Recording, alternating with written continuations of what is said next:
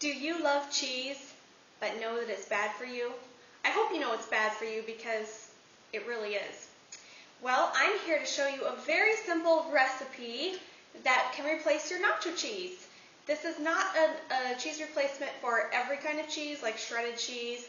This is a really good cheesy sauce that is perfect for replacing your nacho cheese. And I like to use it to top enchiladas, to put on top of tacos. It's pretty versatile. I've even tried it on pizza. Works great. So it's very easy, and I wanted to just talk a little bit about it. You start off with water in a blender, and my blender has the measurement, so I just put it straight in there.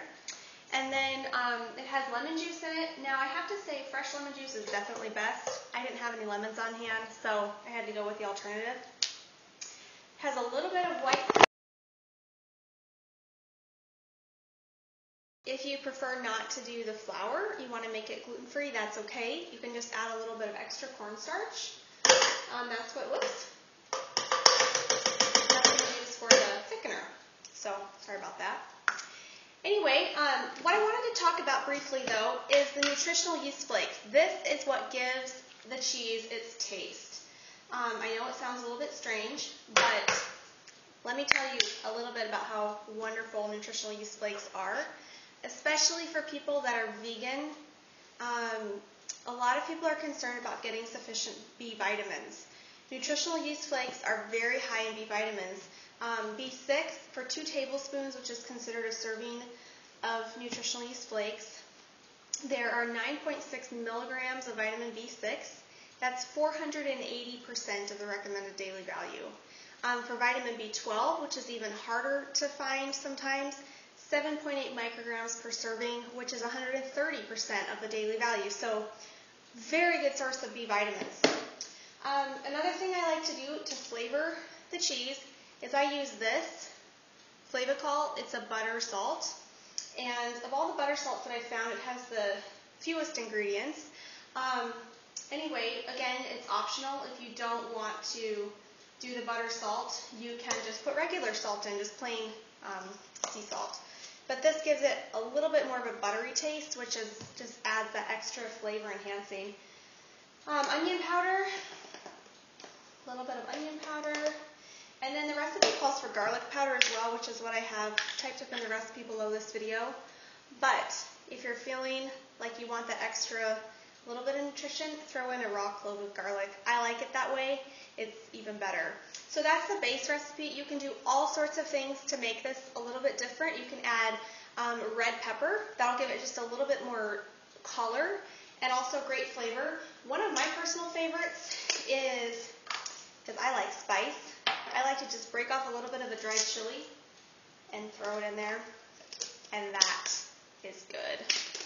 So, that's all there is to it, and then blend it up and heat it in a saucepan. And one more thing while that's cooking, just in case you don't think you're going to like this because it looks too strange, let me tell you a little story. Every single month, we go downtown with our church family to do what we call Feed the Homeless. So what we do is we take food for about 150 people. We usually end up serving about 180 to 200. And set up on the sidewalk and feed anybody that comes through line, free. So I have to tell you that probably about 2 or 3 times a year at least, nachos is on the menu.